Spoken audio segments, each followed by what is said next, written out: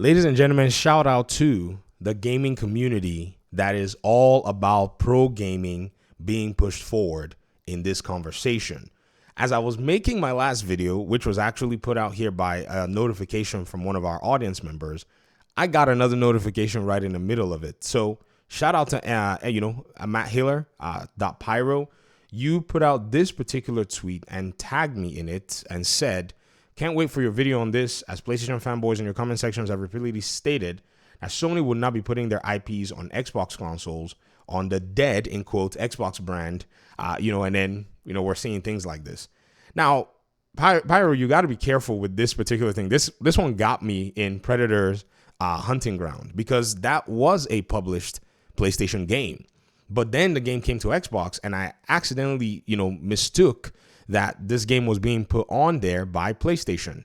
Actually, what PlayStation does is when it wants to put a game or allow for a game go to Xbox, or maybe say, they find a publishing agreement, PlayStation will tactfully, put the situation where the other studio or another company does the publishing in regard to that. So this game, yes, was published on, by PlayStation, but 505 Games is actually the one publishing the game on the Xbox platform. However, that does not still change anything much, because, as I've said many times, ladies and gentlemen, all these third-party exclusives are basically timed exclusives. At the end of the day, when our fellow PlayStation fans who get these exclusives that they were going to get anyways stick with Call of Duty and Fortnite and all these really, for them, interesting games that they're playing, these games eventually start sitting on PlayStation. And to be honest, their sales eventually taper off. This is just normal. Sales taper off. However, the best way to be able to stop the tapering off of sales is ensuring that the game is constantly in the face of gamers. So this is why you're going to see sales. But sales no longer are doing the same thing. Hence, boom, the game is coming to Xbox. Actually, no, the game is already on Xbox. And the developers are happy. This is actually the craziest thing about this whole conversation. The developers are saying here, unite the divided one more time. Kojima's Death Stranding Director's Cut, now available on Xbox Series X and S. We can't wait to welcome more porters to this incredible community. Exciting stuff. Now, I get it. Maybe PlayStation helped a little bit with the development of, Kojima's game and got an exclusivity deal out of it. Okay, yes, I hate third-party exclusivity. I think Kojima could have signed a different agreement saying, hey, we'll give you some profits for a certain amount of time, and this is how it's going to go based on sales, but we want to put our game on Xbox. I think that's probably what a lot of these, third-party, developers are going to be doing from now henceforth, because devs want everybody to play their games. They absolutely do. And not only has it now come to Xbox, ladies and gentlemen, look very carefully. It showed up at a reduced price. It's like a launch, thing, which also goes to our point of video game saturation.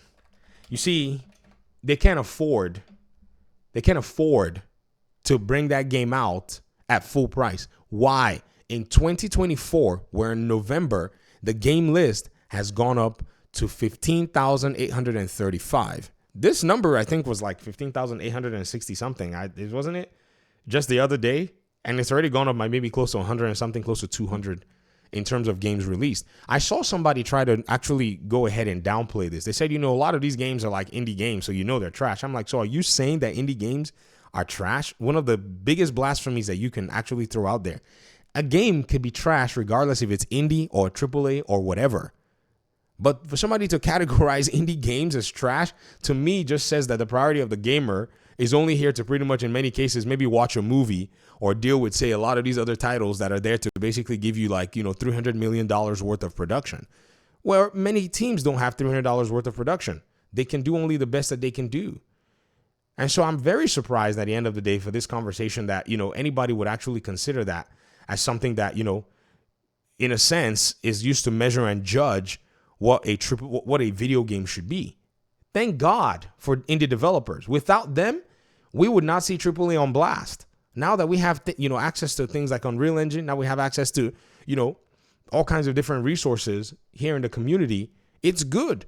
And this way, a lot of the different, indie developers can actually make games that do appeal to gamers of every caliber, and they don't have to wait 8 years. They can now help and sponsor and support these developers if they make a good game that does appeal to them. Graphics is not everything, and I think this is just a big, huge, placement in terms of expectations at the end of the day. People just not necessarily knowing exactly what in the world they're talking about. But I'm glad that, we're seeing this shift in the industry. This is almost clockwork. I'm quite surprised that this had not happened, a long time ago. Now, Death Stranding did show up on PC after about a year. But hey, Kojima, I think you're probably going to realize that the Xbox community and 505 Games, y'all are going to, y'all already know anyways, that the Xbox community is out there. I mean, Wu Chang, I think, is a 505 Games production. That's coming to Game Pass day one. So they already realized, like, man, we got to really sit here on this market. And I think this is also an indictment to a comment that I saw just, recently. We were talking about the stagnation of PlayStation. I was talking about their pillars haven't been stagnated. And somebody said something and said, you want to talk about stagnation. They said PS might be stagnated, but Xbox Series is dead in the water. You see, again, this is what, Pyro was actually mentioning is the PlayStation fans are going to come out and still say, oh my gosh, Xbox is dead. No, Xbox isn't dead. Xbox has beaten PlayStation. They've crushed y'all. Like, PlayStation is actually sitting there saying it. We have in writing, in 4K, where they basically are saying it. And they said this PlayStation might be stagnant, but they're still selling consoles. Well, they're still selling consoles, but to what effect? If their console sales were really that strong, Death Stranding wouldn't bother to actually come to the PC platform. Xbox Series is dead in the water with less than half the sales of the PS5. This is not true. You don't know what the data set is. The last time we saw it was 27, and that number pretty much moved up with EH College Football. Also, when it comes to being stagnant, just look at Game Pass. It stopped growing a long time ago, never reaching numbers Microsoft wanted. Microsoft projected 100 million, yes. But still, that doesn't mean it's not sustainable. That does not mean it's not growing. It just hasn't grown to what they want. If these people were paying attention, you would realize that the CEO from Microsoft said that with the Call of Duty launch, this pretty much went ahead to increase the amount of people who were engaging in Game Pass.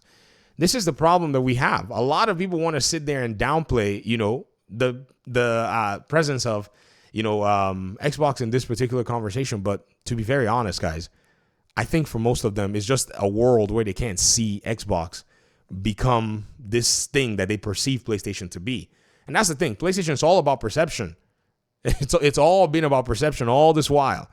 And again, like I said, the exclusivity pillar is eroding. There's no one who has any business sense now that would do an exclusivity deal with PlayStation without requesting stupid money.